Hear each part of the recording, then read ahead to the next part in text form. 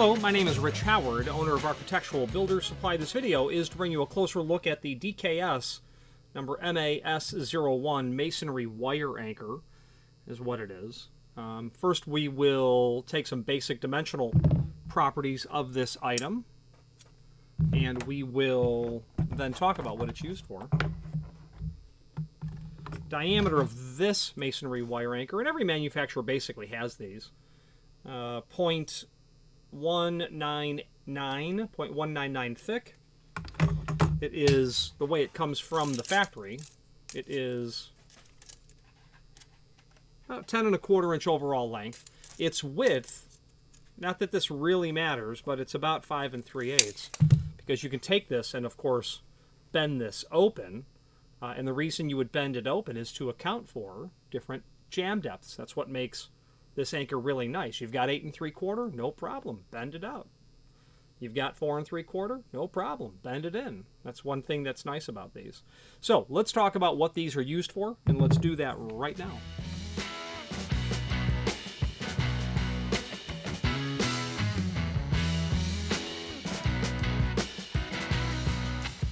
This next definition in our anchor series of definitions is the wire anchor or masonry wire anchor. SDI defines this as a loose metal device used to secure the frame to new masonry walls. These anchors have been around for countless decades. I first encountered them in the mid-1980s when the order would come in from the hollow metal manufacturer, who I believe was Kawani at that time. Doors, frames, the whole 9 yards, and then there'd be the anchors, the boxes, and these would come in drums, literally steel drums, 55-gallon drums, and they would just be dumped in there. And going to work for part-time, for extra money, my father would have me dig into this 55-gallon drum and separate all of them, and then put them into bundles of 6, and I think tape them together. I forget how I was securing them together. Probably masking taping them together. It dawns on me now, the problem with that is if you have an 8-foot tall opening. Maddening, because these were all locked and interlocked together, and the Kawani design had a greater hook on the bottom, and they really just hung up like this. So here's a client who's ordered a strange number, 21 of these pieces. Not too bad, but if these are dumped in a barrel, they're a mess to get taken apart.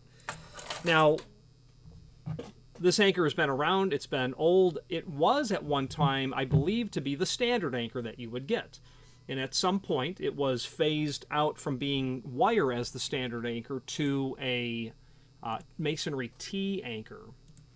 Masonry T anchor.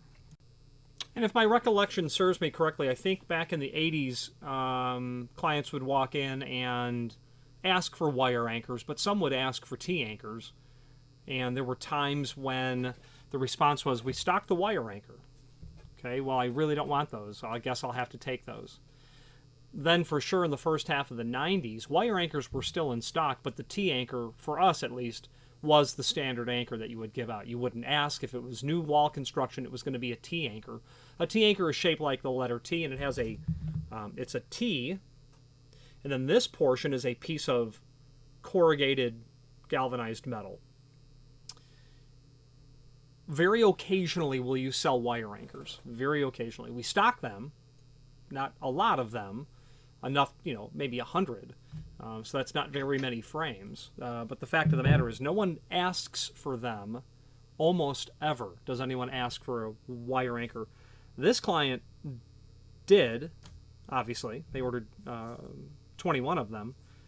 They're a masonry and construction outfit. So they're probably, masonry. They're probably masons. They're building block walls, and they're obviously setting hollow metal frames. Back in the old days, the masons would also purchase the frames, and they would sell the door package. They would have the frames, they would build the walls, they'd put them in place. So, given how, in my experience, unpopular wire anchors are, why so? Well, I think people feel that they're ineffective. This little thing is going to hold a frame in? How is that possible? Well, here's what I've learned. I have been told by people, I was told one time by a mason who that's all this gentleman did. He set frames. He built strip malls. All the block would go up. He would do all the masonry work. He would set the frames. The supplier, his customer would supply the frames, and he didn't sell the doors. He didn't want to be involved in it. He just he supplied labor. And he said to me, he says, "I'll tell you, those wire anchors," he says, and I know what I'm about to hear. Don't ever, make sure I never get those again, is what I'm thinking he'll say. He says, "Those are substantially more secure than the T-anchors." He said, his client, the developer, had me put in these frames, and then I had to rip them out because he realized that he ordered the wrong size. And he said, he related to me how incredibly difficult it was to pull the frames out, where he's done the same work with a corrugated T-anchor and found it to be quite easy to get those frames to pull out.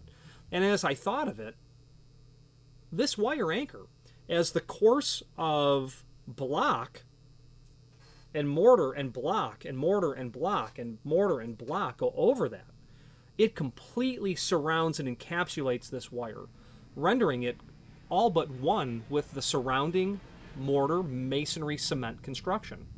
And he basically said, because of, all of this dimension here, he says I had to cut the frames out. I couldn't pull the wire anchors out. Whereas with a T-anchor, he has found he could get that to slide out. And it dawned on me that, well, here's someone who makes a living installing frames, who's pulled frames out both ways, and is telling me how substantially more robust the wire anchor is over the T-anchor.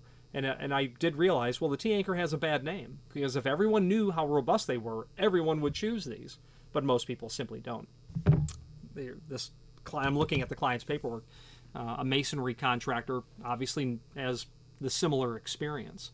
But I think people won't use wire anchors because they are perceived to be less substantial. SDI says a loose metal device, which this most certainly is, used to secure a frame, which it most certainly does, to new masonry walls. You wouldn't use this in anything other than new construction, and it's going to be certainly a masonry cement block sort of construction is where you would use this.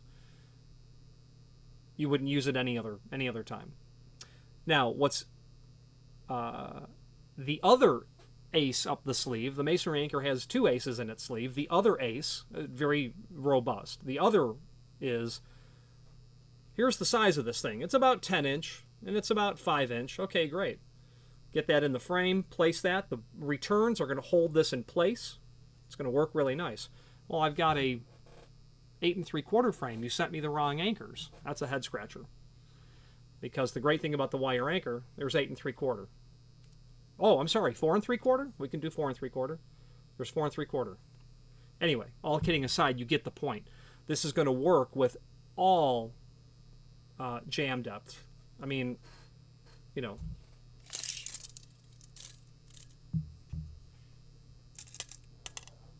I just spread that out to over 13 inch. So 4 3/4 to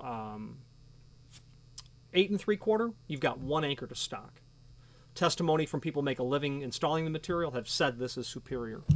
But the corrugated T-anchor, still rules supreme in the arena of loose metal devices to secure frames in new masonry walls. So that's my take on the wire anchor. Because of those two reasons, I think every shop should have some laying around. It's handy to have a set of anchors in your truck.